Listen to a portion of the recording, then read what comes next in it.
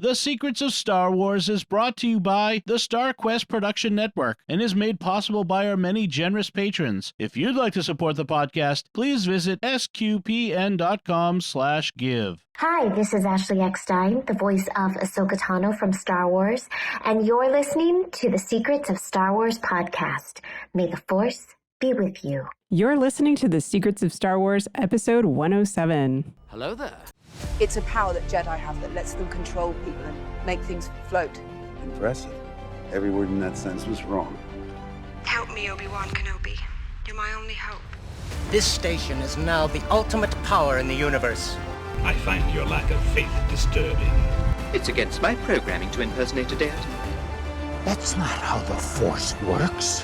Force is with me, and I am with the Force, and I fear nothing. Remember, the Force will be with you, always. Hey everyone, I'm Angela Sealana, aka The Bendu, and you're listening to the Secrets of Star Wars, where we talk about everything connected to that galaxy far, far away, including the deeper themes and meanings. We're missing our regular host, Father Fett, while he's taking care of some family business, so to speak, but we're looking forward to his return very soon. Today, we'll be discussing the layers of the Book of Boba Fett, Chapter 3, The Streets of Mos Espa. So when I got the gang together for the Vespa party today, I made sure everyone knew it was BYOR, Bring Your Own Rancor. So let's see who is here. First of all, it's the Return of Mudhorn, Andrew Hermiz. Hey, Andrew.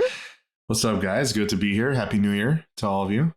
Yes, fantastic. Glad you're here with us. And let's see, in the cloak there, I see old Ben, aka Mike Creavey. Hello, Mike. Hey, I'm literally growing my hair out for the Kenobi show, so I'm working on it. All right. Well, yes, we will get into Chapter 3, but did anybody have any ham solo adventures in Star Wars nerd life this week, or Andrew, since you've been with us? Oh, wow. So I did secure tickets to Star Wars Night at Disneyland for May the 4th. Nice. Yeah, so I'm very much looking forward to that. But yeah, I think that's the thing that stands out. Yeah, since we've last all been together. So gearing up for that. So that's around my birthday, so it'll be a fun time. Nice. I discovered that unfortunately a Chrysanthemum lunch meat order just makes someone think that, it's a sort of exotic name and that you typed it wrong and threw another R in there. So it's like, all right, it needs to be something a little more alien sounding, I guess. I don't know. But I am loving that character, though. Yes. Oh, yeah, absolutely. I'm looking forward to talking about that. Yeah. Well, for me, so my coworkers know that I do this podcast, and one of them, hello, Jason. He is also a big Star Wars fan, and he's been talking about like every episode the day after it comes out. But I'm always kind of responding to him with like, yep, it was good. Because I got to save up my like Boba Fett energy for the podcast. So absolutely. If you hear this, Jason, please accept my apologies. And if you listeners know a coworker or a friend or family member who's watching Boba Fett, Book of Boba Fett, tell them that you can find The Secrets of Star Wars in Apple Podcasts, Google Podcasts, Stitcher, TuneIn, Spotify, iHeartRadio, or on the SQPN YouTube channel. And of course, our previous episodes are at sqpn.com/Star Wars. All right, guys. So what were your first impressions of the Streets of Mos Espa? Go for it. Sure. I enjoyed it. I thought it was a really fun episode. I know I wasn't here for the first two episodes. So I think I fall in line with, maybe some of you where the first episode maybe didn't really catch me. The second episode really did. Mm-hmm. But I could have used less of the flashbacks. So this one was a kind of a good mix of what I wanted. It was some of the flashbacks, but it didn't really take over the episode. And I feel like it finally put to rest at least that a first portion of that flashback story that I know we'll get to, that tragic ending. But so I didn't want the show to spend too much time continuing on with that Tusken Raiders storyline. So I'm glad we got to at least wrap up that first part. And I thought the the action and Chrysanthemum and seeing him and how powerful he is, it was nice to see him, kind of be a focal point of the episode. And the whole Danny Trejo Rancor thing at the end, I mean, was fun. And the Spy Kids made an appearance. I guess the Spy Kids are going to be a part of this show. I guess we should expect nothing less from Robert Rodriguez. Yeah. But I thought they were cool. I thought they were interesting. I know it's been a mixed bag. So, with their first appearance on the show and with how their bikes look received. Yeah. Yeah. The infamous chase scene that obviously we'll talk about, but all in all, it worked for me. And I feel like this is the episode, probably similar to Mandalorian, where like it's around episode 3 where the real story kind of kicks off, and it sets it up for where the rest of the series is going to go, with knowing what crime syndicates we're going to be dealing with and right. The war that's about to take place. So yeah, I thought it was a good setup for the rest of the season. And I had a lot of fun watching it. So all in all, it was a positive one for me. Yeah, I agree too. I think I was just telling, you guys before we started recording just a little bit, again, we will we'll get to the Vespa chase, but the but because that was such a front and center thing, I think, in the conversation, obviously, that we all saw. I just watched it again tonight, and I was telling Angela, I guess, Andrew, I don't think I mentioned you, but the second go around, I think I really enjoyed it more and was able to see that sort of bigger storyline. I think it's I was talking to my sister about this. We're the bookends of the family. I just turned 38 and she's 13. So there's a significant age gap between the two of us, but we're kind of like twins in some ways too, because we're very similar. And so that's funny. But we were talking about it, and she was behind on this show, and she because she's 13 and she can still do this kind of thing, she binge watched it all last night, till 3 a.m, and she's texting me this is awesome. And I'm like the next morning, what? Oh yeah, you were up. So, but we were talking about it, and I said, it's so clearly from the same, team in so many ways that gave us The Mandalorian that you can't miss it. I think that's pretty obvious, but I just think there's still part of me that's learning how to let go a little bit of expecting it to have the same kind of pace, because each episode of Mandalorian, for the most part, kind of had that neat little bow on the end of it. And, I feel like Mandalorian plays a little more episodically in terms of right. Little novellas or just short little, almost short stories where there's a bigger narrative, but they're kind of decent standalone. And I really don't think it's the same with this. I think that you really need to look at this, like the title says, as a book. And there's some chapters are better than others, or a chapter needs to be there to set up something more important. So, you might sacrifice a little in terms of initial fan reaction, but I mean, clearly, we're not even, I guess next week would be the midpoint episode, so that's going to have to, it feels like they've clearly built up to this being a hinge episode coming up probably. And clearly, we'll get into some of these details as we go too, but who's really behind some of the things that are going on and been happening. Those are really important things that could swing this a lot of different ways. So I enjoyed it. And my first impressions, well, besides the obvious contrast between this episode and the seriousness of chapter 2, chapter 3 for me was just fun.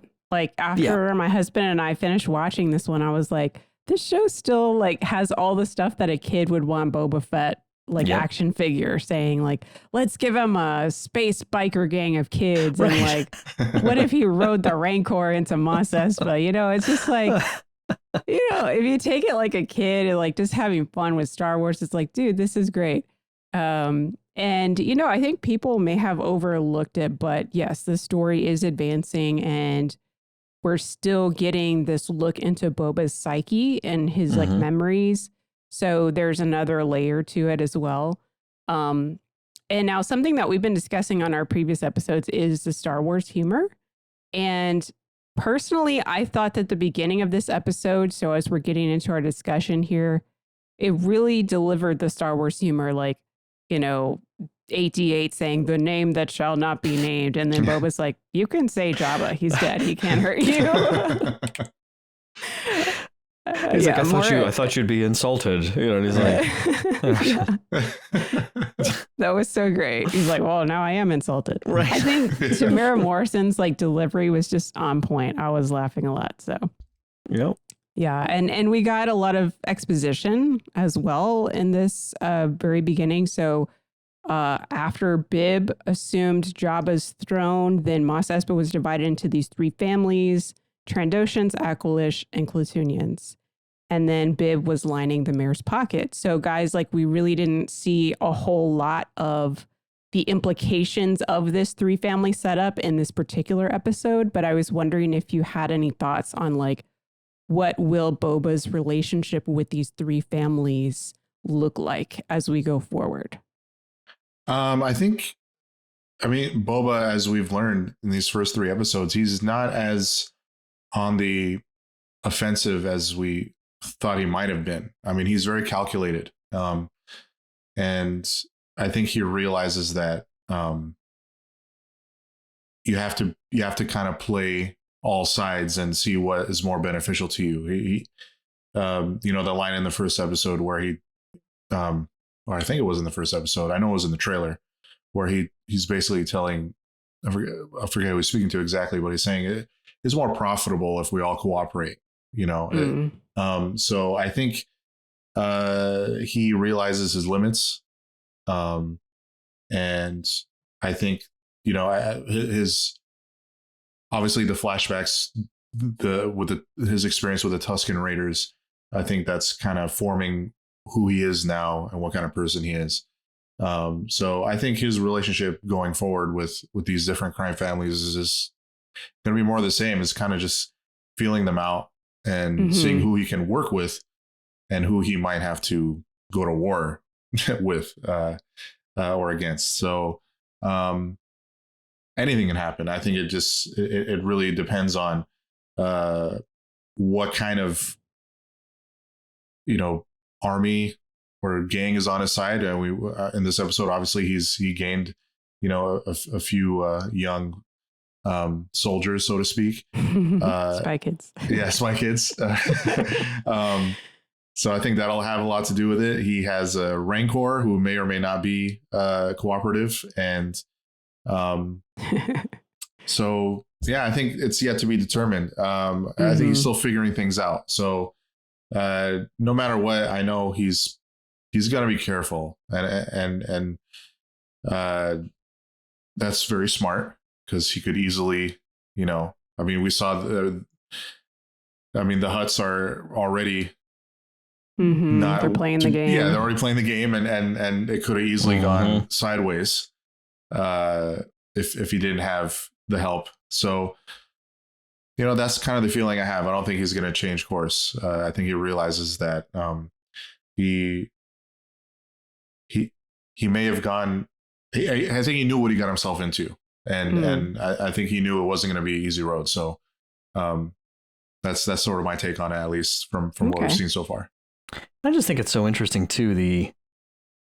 You know, I don't know if you guys ever watch any of those pitch meetings on YouTube. Oh yeah, those are great. Which is just, you know, but what, you know, the guy doing the pitch meeting for, I think it was for episode 1, because I think he did something similar for episode 2, but I think it was for episode 1, and he's like, you know, so you got a new Star Wars movie? He's like, yeah, and he's like, you know, it's like, we really want to do a prequel series that really reaches especially a younger audience. So let's fill it with intergalactic politics and trade federations. He's like, that sounds. He's like, yes. Kids do love politics, but what's funny is it's like, you know, it's just an interesting.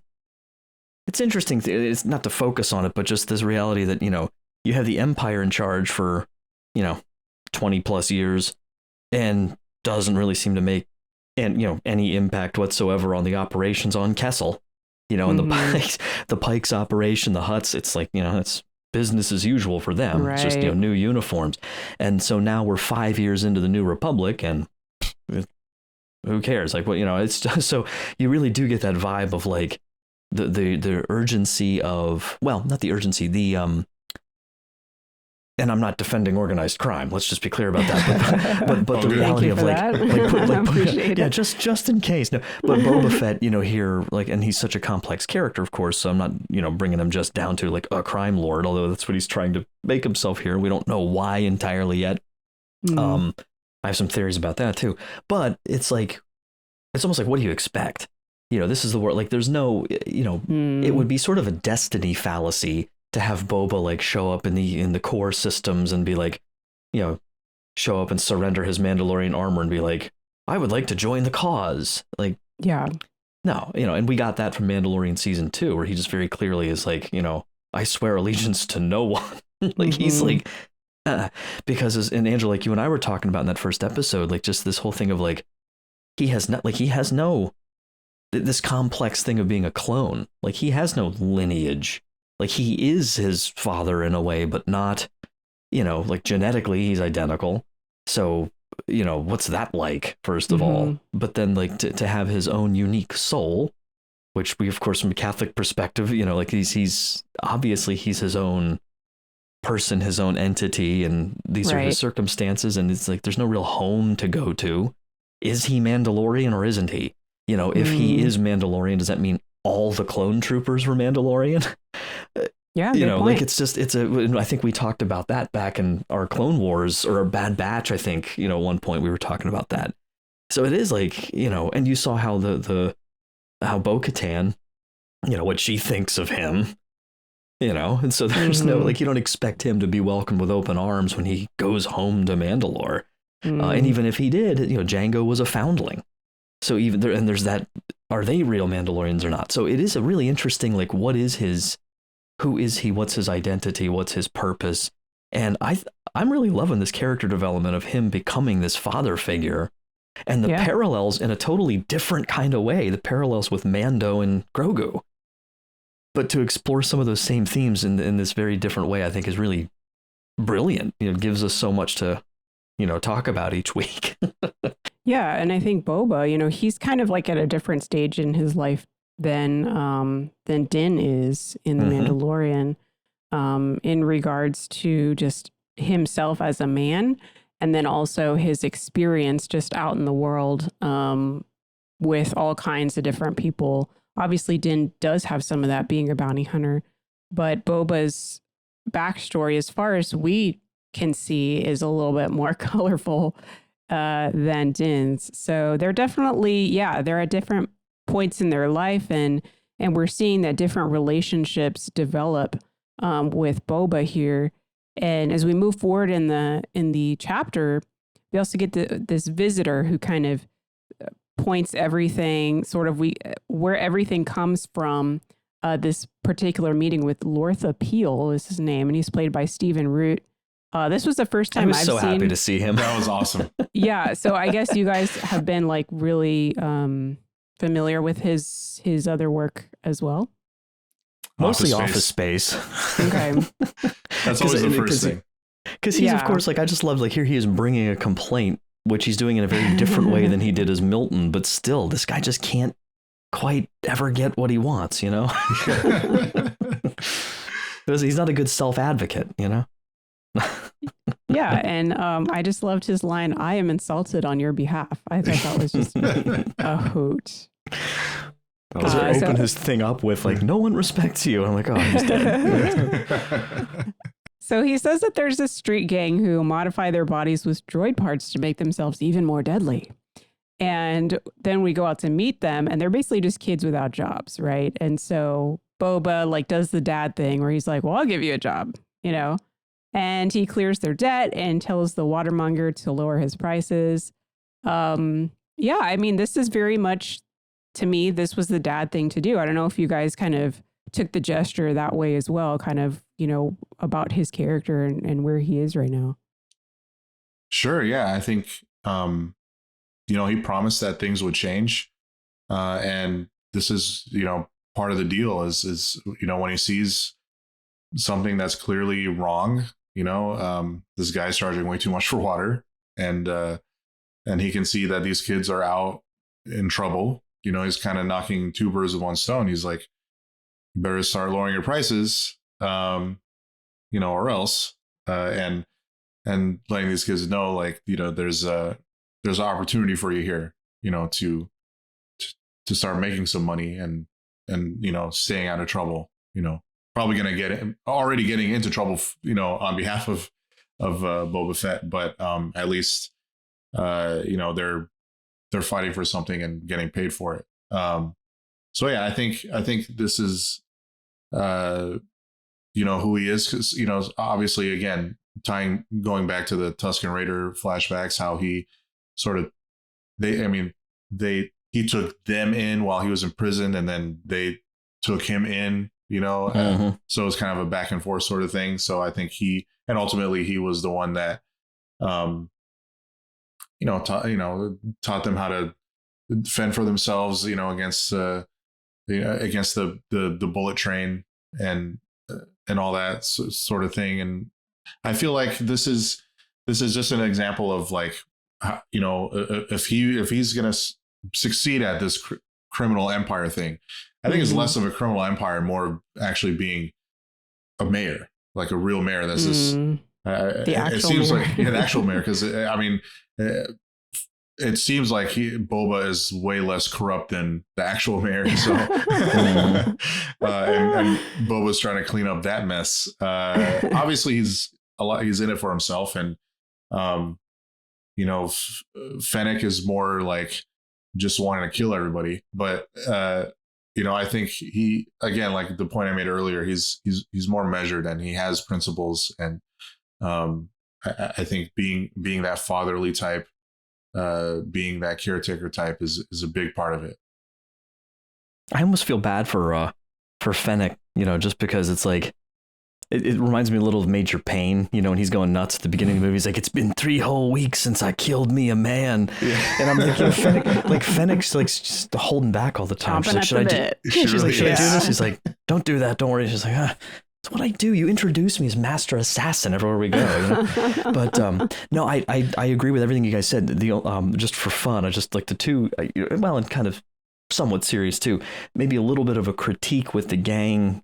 I don't know if it was just I was expecting something different. Actually, when he first started talking about them, and then I kind of had to think it through a little bit because the augmentation thing didn't make sense as far as like technology. Right. But I was starting to wonder if he was going to go after Tuskens, and then he's having a problem with Tuskens, and then there's going to be this conflict with Boba. But that's not where it went, of course. But when he goes into town, I was kind of just like, as soon as I saw them, the two things that came to mind were, I was like, these guys aren't as scary as Griff's crew in Back to the Future 2, which is very like, I was thinking of like, I can't unsee that now. It's like, I just, I'm expecting hoverboards and stuff. And I was like, oh man, maybe there was maybe a little aesthetic influence from some of that, because it really reminded me of that a little bit. But then I thought I like them. I just wonder if it wouldn't have hurt to throw an alien or two in.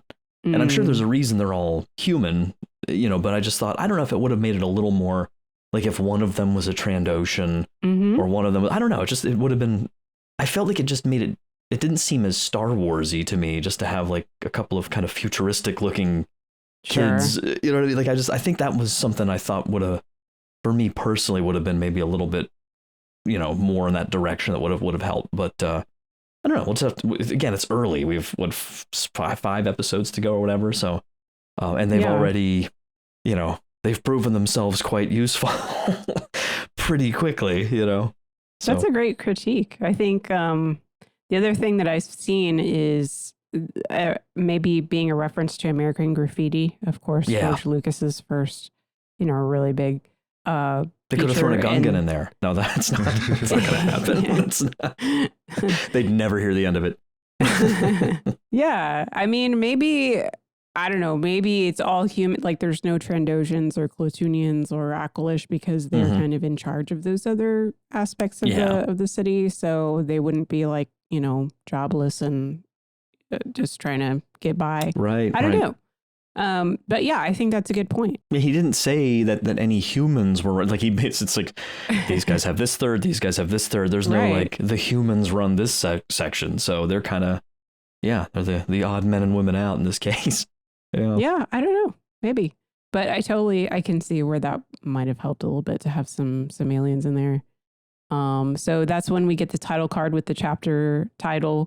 And then we get the second of two great creature moments in this episode that we've got to talk about. The first one was the very beginning with the spider-looking droid carrying the brain of a monk. Yes, you heard me right. So did you guys know the backstory to this, like in Legends? Vaguely, but I could use a refresher. I didn't look it up before. Yeah. So apparently Jabba's palace in Legends was constructed by Ba'omar monks who isolated themselves from all feeling and emotion so that they could focus and enhance the power of their minds. And when they reached this enlightenment stage, they would have their brains surgically removed and kept in this spider droid, which is called a brain walker, so that they could still be moved around. That's not how I want to go, but oh my gosh. So that's kind of cool. That's pretty cool. I think we saw, didn't you saw it, if I remember correctly, or a far away precursor for this in Return of the Jedi when R2 just flies through the gate and keeps moving, and 3PO's back by the gate, like nervous to go in, and then he sees it crawling behind him, and he like runs towards R2. So I think that's the, but it was from a distance. You're right. Yeah, you're right. Yeah, they were in that. Yeah, and that was just like, I don't need to see that. I'm still getting over the passenger episode of Mandalorian. Although this one was, because it was more robotic, I think it didn't freak me out as much because it's not like an actual spider. I don't know. Of course, yeah. Yeah. It was all carrying a brain, so way less freak out. Yeah. Yeah, definitely not. But it's a monk's brain. Yeah. And so now we see this lizard being eaten by like this bird-like creature, which is then eaten by this giant toad. And then eventually we see that toad cooked on Boba's dinner table. I don't know if you caught that. I caught that the second time. And I was kind of like, oh, this is sort of like the Mos Espa circle of life here. Right. Oh my gosh. So back at the Bacta tank, Boba is having this recurring dream of being a child in bed on Camino and running after his father's departing ship in his room and then kind of staring out as it leaves. So we've been talking about, like his relationship to his father and what is it for him. Why do you think he keeps having this recurring dream? Do you have any guesses as far as what's going on in his mind, or does it have a connection to the story? What do you think? Good question. I'm kind of wondering if it's just like us looking at we've talked about his feeling of like isolation and abandonment and like his identity as far as just being alone in the universe. And I wonder if he's feeling that now that he's kind of, all these factions are sort of pitted against him in a way, and he's having to try to figure out where his place is. So I don't know. And, psychologically and spiritually, as I'm sure you guys know just from life, you can be surrounded by a lot of people or be in a crowd and be lonely. Right. And I wonder now, like, it's interesting, this is just coming to me now, but growing up in Camino, again, just the how do you even begin to imagine what it would be like to be in his shoes, where everyone you see, every human you see, every day, your whole childhood, has your face or your dad's face, but is not you or your dad, and your dad's gone a lot, and you miss him, and everyone who's walking past you all day looks exactly like him, but is not him. Like, that's got to mess you up, so, to say the least. And I mean, there's nothing that you can really, like, as far as we know, like, we got a lot deeper sort of look at Camino, in Bad Batch, but still not a whole lot you can do, I imagine. And so, yeah, it's just, I don't know. I mean, I do think, but from the standpoint of this show, I mean, we all, I think, appreciate these clips because of our prequel knowledge, of course, and like Clone Wars and stuff. But it's like, I'm wondering for those, and there are a sizable number of those who maybe don't have that background, or they're kind of watching this, or they're a little unfamiliar where this fits. I don't know. I don't know if that helps them or if it's more confusing to them. Like, wait, when are we going to get some more of that? Like, he's just, like within this show itself, I feel like it doesn't really explain that, a whole lot. So, I don't know. I don't know if there's any more to it than just it's a tragedy that happened to his dad and him. And I don't know, or the source of him wanting to be a steady father figure. I don't know. Mm-hmm. Yeah, I feel like if we do see that flashback again, I feel like they're gonna maybe expand on it a little more, because usually they show it and then they immediately jump to his time with the Tusken Raiders. So I feel like if it's maybe I'll give it one more time. If they show it one more time, there has to be something more to it. I mean, right. We've seen it twice, and the second time it was longer. It was him jumping out of bed.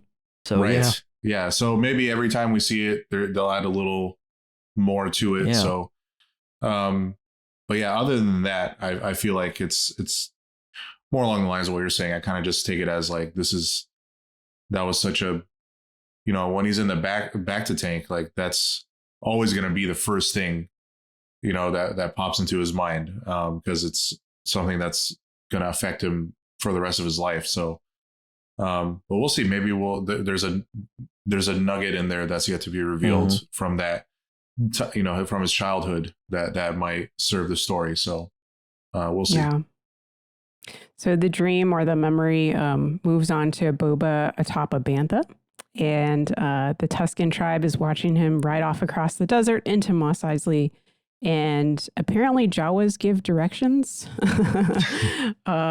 We get this background cameo from Tally and her mechanic droids. Did y'all catch that? Mm-hmm.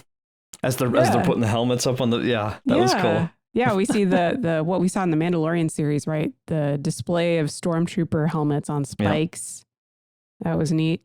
Angela, I'm so sorry for just a second. For Father Andrew's sake, or Father Fett's sake, I just remembered that Jawas gave directions to Anakin for how to find the Tuskens in episode 2. True. He's standing outside the sandcrawler, and there's like, so yeah, just popped in there. I guess they do that. Yeah, that's a thing. And so Boba speaks to a leader of the Pike Syndicate, following up about the protection arrangement that we'd seen him introduce in the last chapter. And the Pike leader tells him that the Nikto Sandriders, aka the Kenton Striders, have already collected money to cover the same territory. And so he rides back to the Tuskens to find them gone, some of them killed, their belongings destroyed, and on one of the burned tents, there is a graffiti mark of the Kenton Striders. So now before we move on, guys, any theories as to, first of all, why is Boba reflecting on this particular memory at this particular time in the story, this tragedy and this situation with the Pikes? It's almost like he's what's the word? Like premonition, like, because he's going to find out later in this episode that there's some Pike business going on. And so it's kind of cool that he has this memory come up while he's in the back to tank. But then also, like, what is your response to just seeing the destruction of the Tusken settlement? Do you think it really was the Kenton Striders that did it? Do you think it was the Pikes that did it? Something else going on? What do you guys think? It's probably the Pikes. I think so too. They're a shady bunch, and I think that's part of the reason for the flashback and the tie-in at the end of the episode, where he realizes the Pikes are part of this. So I totally think that it's the Pikes, and if not them, whoever is paying the Pikes, like above them, if there's someone even above them. So that's sort of my prediction. I agree. And I love, big shout out to Father Roderick, of course, who had a great breakdown of this episode. And I got to admit, the first time around, I think I saw things that weren't there, or I just made some assumptions. But then when I went back and watched it, we did officially see that Tusken chief dead. Mm-hmm. And we saw the staff of the boy but didn't see the woman Tusken who was training Boba or the kid. And if you don't see the bodies, they're not dead. I mean, look at how many people think Mace Windu's still alive. So, but even within, just good storytelling, I think, I mean, if there's no way that if they were dead, they wouldn't have shown us that. So I almost wonder if it was like, if it's too obvious, but I'm okay with it because I think it's great. And I think we're clearly going to see some sort of team up potentially later. And I don't know where this is a little off topic, but maybe not. Because if you guys remember when Boba first shows up on Tython and he's talking to Din in Mando season 2, he specifically says, I'm here for I'm not here for your armor. I'm here for my armor, the armor you got from Cobb Vanth on Tatooine. Like he mentions Cobb Vanth by name. Mm-hmm. So somewhere in this mix, before, of course, the events we're seeing here where he's becoming this crime lord, leading up to him getting his armor back, there was some sort of, at least awareness of where his armor was. And so we'll see that, I'm sure, potentially play in somehow, maybe to the flashbacks, in terms of I wonder just how far some of Boba's traipsing around Tatooine went. So now we've seen him. He goes back. The tride's gone, but that's only a few weeks, maybe months after he came out of the Sarlacc. Like we've still got a 4.5 year gap, which is really intriguing. And I'm wondering if he ends up finding them or linking back up with the remaining Tuskens, and that they will come into play. Like they're sort of his secret weapon here, right? Wouldn't surprise me. Mm-hmm. Yeah. Because what's he talking? Like, we'll be ready. Like, what, with your Back to the Future 2 gang, the two pig guys and the untrained Rancor? I don't really. You're going against the Pikes. Like he knows what he's doing. So yeah. And I'm excited to see what he's probably coming back too. Oh right? yeah, I was not expecting that, and that was so cool. Yeah. So I mean, to go back to the Tusken scene here, beautifully haunting music. I mean, I really loved it. The choral music, very much like a funeral mass. Yep. And he takes the child's staff from his cloak, and that's the last thing that he really carefully like places it at the base of that pyre. It's not like the other staffs that he's just kind of like piling on top, but he really like lovingly places that there, and then we see him like teary-eyed, like he's crying. And I wonder if there's something going on with, obviously he had a relationship with these people that was very deep. I mean, from what we saw last chapter, but especially with the child, I almost wonder if he somehow formed a bond with this child, or maybe saw himself in this child and thinking that the child was gone, was lost, and separated from his father, that he saw himself in that child. I don't know. But I can't help but wonder if there is that kind of connection there. So I agree, actually, in what you just said, just to reiterate that, because I hadn't thought of it quite that way, because I think we're all pretty confident that the boy's not dead, in which case he's lost his, we don't know for sure that the chief is his father, I don't think, but it seems that that's at least a possibility or a likelihood, maybe. Yeah. And where you do then have that repeating, where he would know exactly what he feels like. And yeah, that's a really cool thought.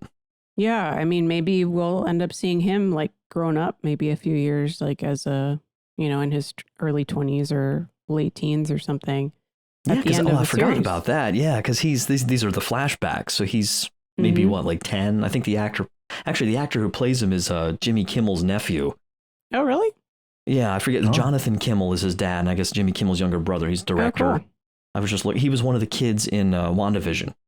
Oh. That just came out. So he's, 10, 12, something like that. So he would be, of military age or whatever, or fighting age, or by the time of the current timeline, which would be cool. Like, what if he's like the new leader or something, Yeah. That'd be pretty neat. All right, so we are rudely interrupted in Dreamland here by Black Chrysanthemum attempting to assassinate Boba. Guys, this really, I loved that this completely took me by surprise. I don't know how you guys felt about it. Yeah. Yeah, it was awesome. And I had this exchange on YouTube with someone who, I think this is kind of related to this particular scene, because they said that this show was ruining Boba Fett by showing him getting beaten in his quote unquote tidy whities. And that really got me thinking about how maybe some people are upset with the show because they liked Boba Fett when he was just the masked macho bounty hunter. And now we're seeing that he's like an extremely vulnerable man. And we've talked about like his loneliness, perhaps his abandonment in this episode. You know, we see him with loss, like losing his family, right, in the Tuscans. You can't really get more vulnerable like as an adult than sleeping in your bacta tank, right? Like, so I've been waiting since Wednesday to bring this up, and I have it written down. It was the first thing I wrote down. I'm so sorry, but I'm just like, I could not unsee it. Why does Boba Fett's underwear have a belt? Because it's Star Wars. And I had to go back and rewatch the scene a few times because I wasn't really paying attention to the actual. I was like, hold on, this is okay. Let me back up, because it's like Batman's utility belt. You know, it's just as silly as like, why is this underwear on the outside of his costume? But it reminded me a little bit of the Dimitri Martin joke years ago when he said he got pajamas recently with pockets in them. He's like, which is great because I used to have to hold things when I slept. You know, so I was like, what does he need a belt for? But no, but yeah, I agree though. The vulnerability thing, it's a difficult thing because, you know, you have this character who's so traditionally so much the mask, right? And now he's unmasked. But I don't know. I think this show's doing a good job of balancing it where, you know, they have Tem in the helmet, I think just enough. You know what I mean? Like it's not too much. It's not too little. That's at least my opinion on it. I mean, what was there to ruin, really? I mean, it's amazing how, I mean, we all know like the legend of Boba Fett before he came back, you know, and appeared in Mandalorian, and now we have the show. If you just take it at face value of what we got from the original trilogy, I mean, there's not much to work off of. So it's really look what they've created.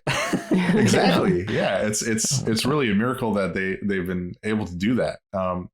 So yeah, I think that's sort of a silly thing to complain about in general. A friend of mine was complaining about like does Boba Fett not bleed? Like he took some real shots from Chrysanthemum. I'm like, well, he just got out of the bacta tank. I'm sure that helps. Right? I'm sure there's it's still working. The healing powers are still working itself out. So yeah, I think that's funny. And yeah, his underwear really just looks like a big diaper. They're like designing his underwear like, how can we make this Boba underwear? Let's put a belt on it. Yeah, seriously.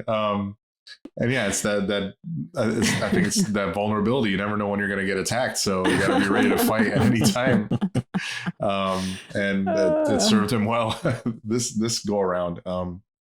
But yeah, that's like a cowboy with his boots on, right in bed. Yeah, right. Yeah, exactly. So yeah, that was a great. It was cool to see Chrysanthemum in action. I'm glad that he wasn't just like a little tease for like the comic book fans. He was a monster. It was amazing. Oh, that was really cool. Yeah. So the fight ended kind of like, you know, fights between siblings late at night when dad comes in tying his robe, kind of surveying the damage, you know, like, let's see what happened here. That's how I saw the scene. I can't unsee that. And I just kept imagining like Boba's thinking this whole time as he's being strangled, like, I have guards. Why?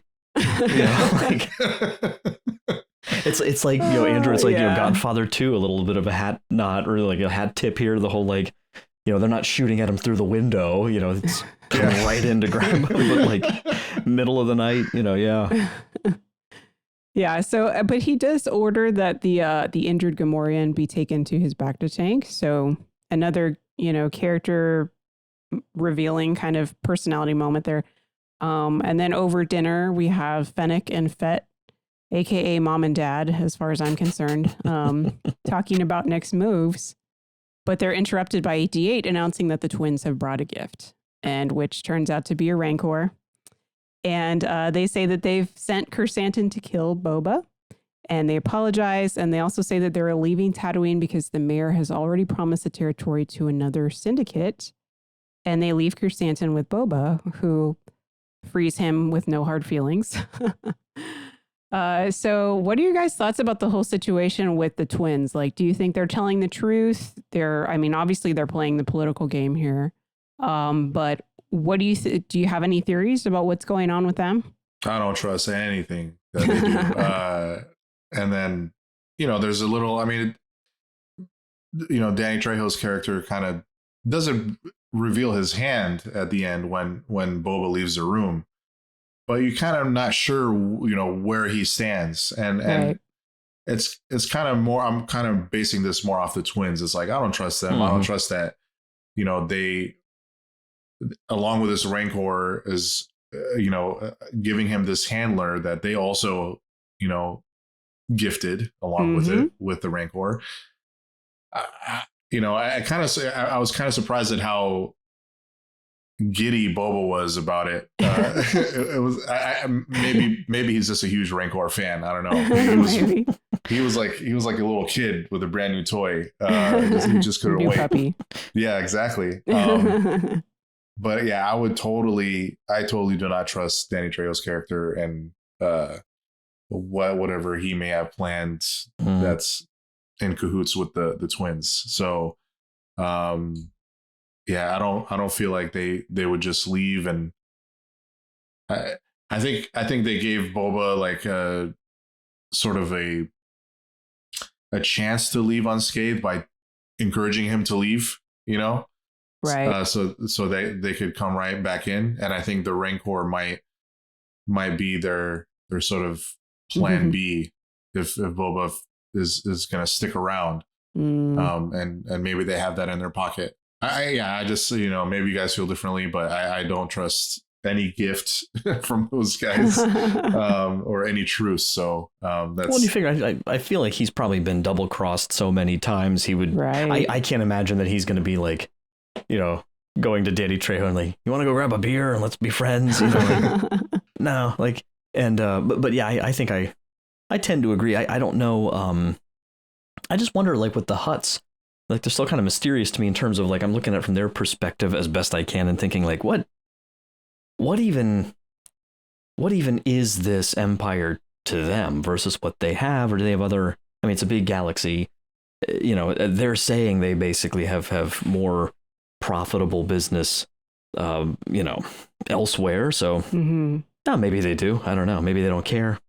That's the way they're playing it. I think I could see it going either way. In one way, it was like they really built them up and it was a really cool introduction to them in episode 2.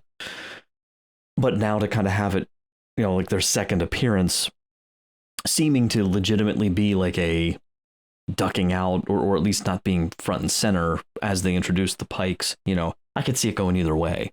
I think they're at least, I feel like there's at least more to what they're saying, than just a simple, like, yeah, have fun, we'll see ya.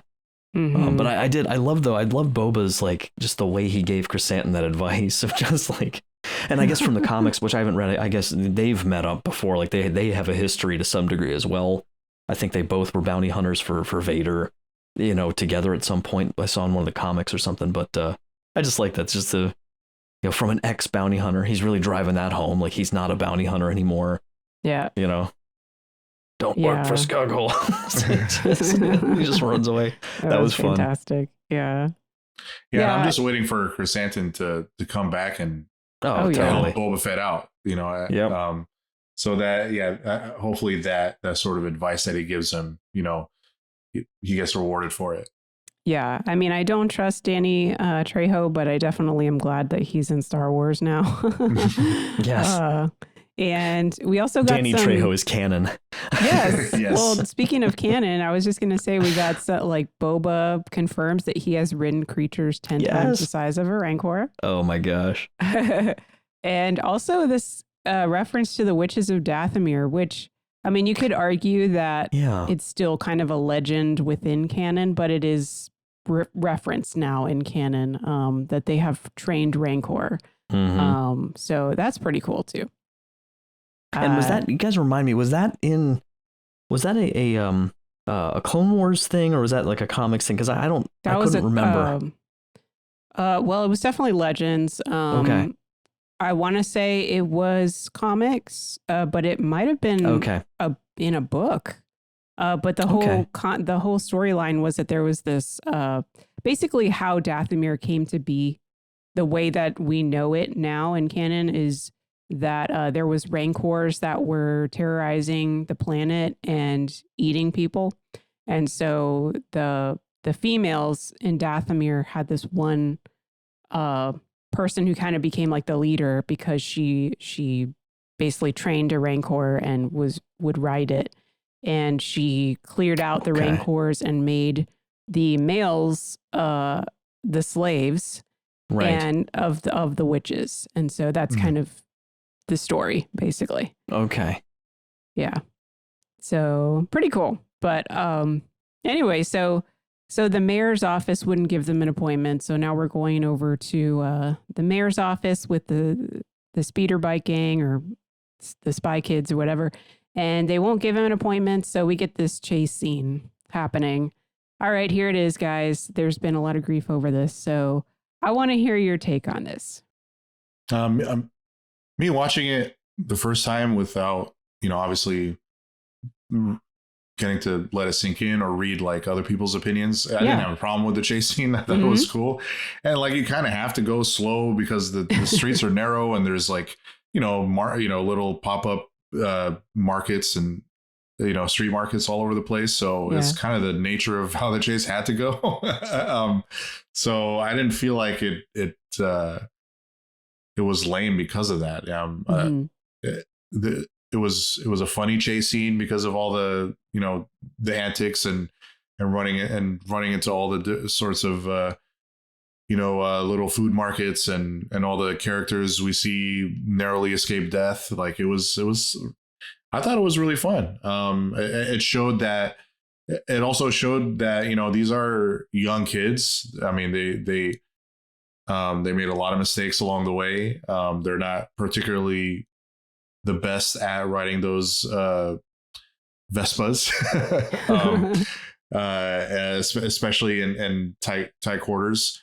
So I thought it was a great scene. It was colorful. It was full of everything you would want from a scene like that in a show like this. Again, I know the appearance of this youth gang or whatever you want to call them, the spy kids, could be a little jarring because they don't look like anything else from Star Wars. But I think that's always a welcome thing. It's nice to see characters that are, a little more colorful and not so, another desert type, character with muted colors, dirty, sand colored vehicles. And it's like, we have enough of that. It's cool to see something different. It's based on Saturday morning cartoons.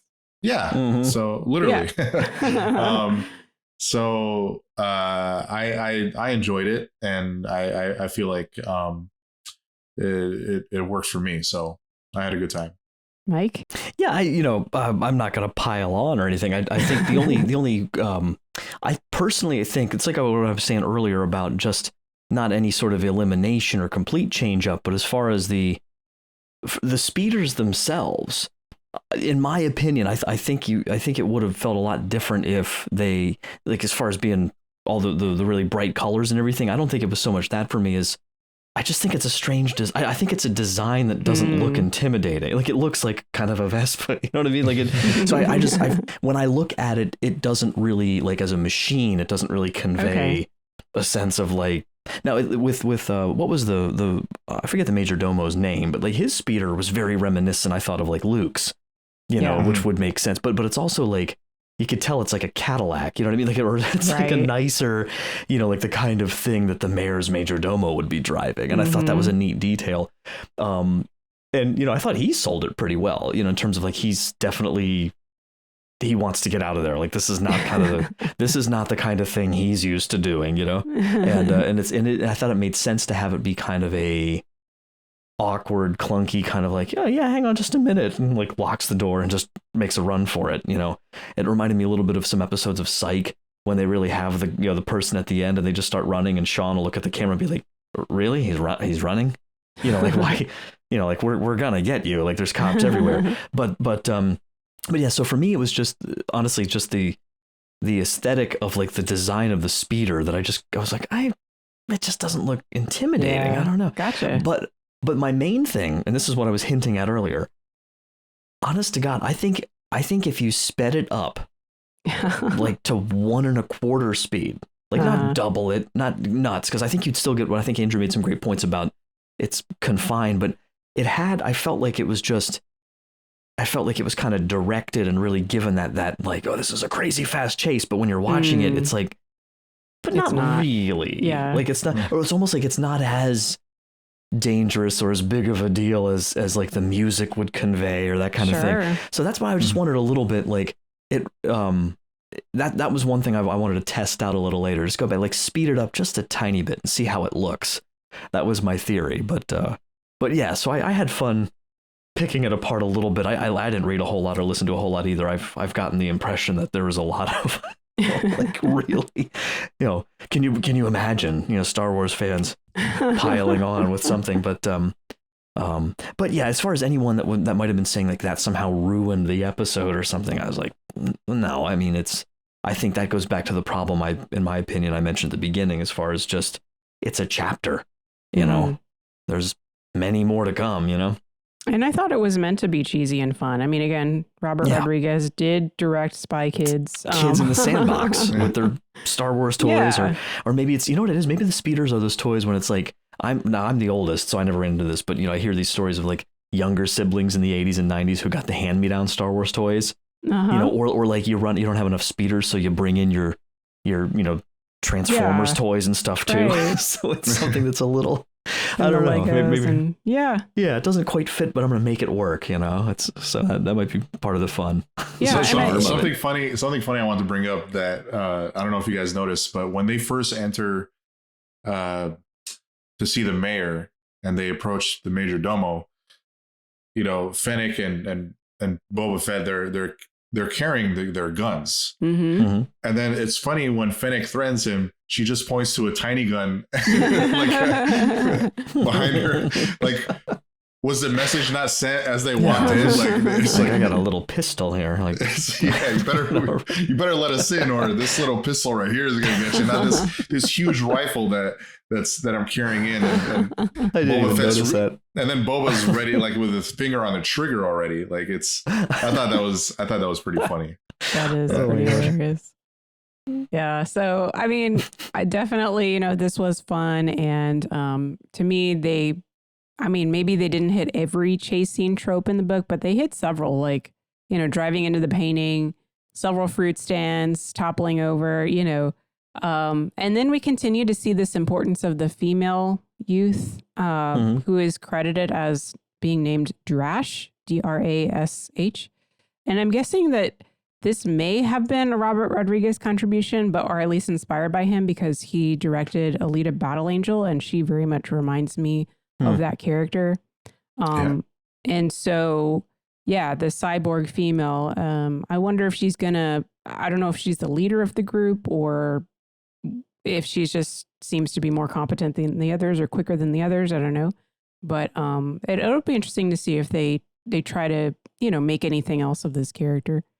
Well, can I just throw one more thing in real quick, Angela, as far as because I think there's a practical thing here too, from the standpoint of, I'm certainly no expert on the level of work that goes into animating something, for example, like Bad Batch, but that chase scene in Bad Batch that we saw with Fennec and everything compared to this, but it's like you're in one case you're animating it and you kind of make it whatever you want it to be. Versus, you do have confines, of course, with actors and what you're capable to do with CG versus, wherever they're at in the volume and everything. And they do not have the budget of like episode 2 or something like that. So I think, to be fair, there are limits to what they can reasonably do. They can't make the pod chase scene from episode 1 for this show, so that's something I think that should just be mentioned as well. Yeah, but I mean, also, at the same token, we shouldn't, as an audience, we shouldn't be thinking about that. You know what I'm saying? Yeah, exactly. Yeah. But anyway, it was fun for me. I enjoyed it. And so we learned that the mayor is with the Pikes. Q transition to a spaceport where we see several Pikes coming onto the planet. And it is reported to Fett and Fennec by another of the youth. And we're left with the statement, they're going to war. So why have the Pikes become Boba Fett's nemesis? Like, what's going to happen? I don't know if you guys have any suspicions or, I mean, are we really going to get a war? I'm kind of hoping that we are, because that'd be a great way to end the series. But also it's just really curious, like this whole thread through Boba's life seems to, or at least this part that we're seeing is the Pikes. So I think there's definitely more with the Tusken storyline, of course, because that's just not there for no reason. But other than that, I don't know. I mean, I do think, I suspect Pikes were behind that. But what you know, the Pikes running a spice syndicate or intergalactic crime syndicate, they can't possibly, you know, be coming to exact revenge on Boba Fett because he took some of their operatives out on Tatooine. I think there's more to it than that. But I don't know. I'm very curious myself. Yeah, I don't know if it's like them specifically going after Boba, if it's just bad timing and it's just like a coincidence that like he has to deal with them. But obviously it has there is some sort of history. There is history there. But yeah, I with that line at the end, he knows like that there's more coming and this is just the first wave. So he's aware of what he might have to face. So yeah, I think there's, like you said, there's probably going to be a lot more to it. It's probably not just going to be as simple as like an all-out war. I mean, there are 4 episodes left, so whether that's going to be the sort of the climax of the show or there's something even bigger waiting in the wings, we'll see. You know, maybe he takes care of the Pikes in the next episode, and then there's something bigger. Who knows? But yeah, I think there's a lot more there. Mm-hmm. I think just on a meta level, if you think about, you know, as you guys were saying, it's probably not the Pikes coming directly for Boba, but you know, we always have that thing. Like, I think everybody has that one thing in your life that just really kind of seems to keep coming up. And it seems like it's coming for you, but it's really not. It's just the way that life is. And so I kind of wonder if that's part of Boba's like hero's journey, you know, is like just coming to terms with what that is and defeating it somehow. And so, yeah, I just, you know, I'm thinking of that could be sort of the meta level that they could write into the story here. Any other reflections or observations? Because this is the end of the episode here. Oh, can't wait for Wednesday. As usual. Yeah. All right. Well, what about you guys listening? Please email us your thoughts about the Book of Boba Fett or anything Star Wars at starwars@sqpn.com, and find StarQuest on Facebook at facebook.com/StarQuestMedia. You can leave a comment there or simply tweet us at SQPN and share the podcast on social media. We received a couple of emails since our last, feedback report. And so first, I want to bring up an email from our friend Jeff, who is wondering whether Boba is prematurely aging due to being a clone. And that's his theory for why Boba is always in this Bacta tank. And he is predicting that the events of Bad Batch Season 2 may be important to Boba's story and perhaps tie in a reason to involve Omega in the Book of Boba Fett. So Jeff has fan casted Frankie Adams as Omega, a live action Omega. She played Bobby Draper in The Expanse. Just wondering what your guys' initial take is on that. Thanks, Jeff, for your feedback. Wow. That's a lot. I like that. I mean, he could totally be on the right track as far as like Bad Batch tying in, being an important part of this story. I'm not too familiar with Frankie Adams. I haven't watched The Expanse, but I know there are a lot of fans of that show.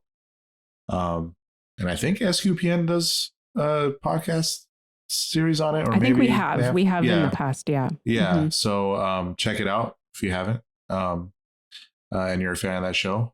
But yeah, that's there's a lot there, but I think that's totally plausible. I think, and of course, I've been one of the many, hoping for, and I think it's pretty likely at some point, some kind of Omega connection or tie-in at some point. I mean, otherwise, I'm not saying that's the only reason for her character to exist, but, they do very clearly describe Boba as Alpha and she's Omega. Mm-hmm. And there's this pairing that's not a mistake, and we have a great opportunity here with this. Just for the record, I find this kind of funny. I was just checking this to make sure I was right on this. Let me just double check here. Yeah, so I'm still fan casting Michelle Ang to play Omega, who does her voice on the show, because she's actually 38 years old. She sounds a lot younger. And Boba, I know there's been a lot of discussion about this, but Boba is canonically 41 years old. Mm-hmm. In the contemporary timeline, so in the flashbacks, he's 36, 37. Mm-hmm. And Tem is not in his late 30s, early, and he doesn't. I mean, he looks great for his age. He's like 60, but you're talking basically as old as Django was. You figure, like, when he played him, that's how old Boba's supposed to be now, according to the canonical dates. So I think that's a great explanation, because we've never seen that before. Right? I mean, where are the other clones? Like Captain Rex, we saw him and show up a bunch of times. Tem has expressed a joyful interest at potentially playing him, and I think you're missing an opportunity if you don't have that happen at some point.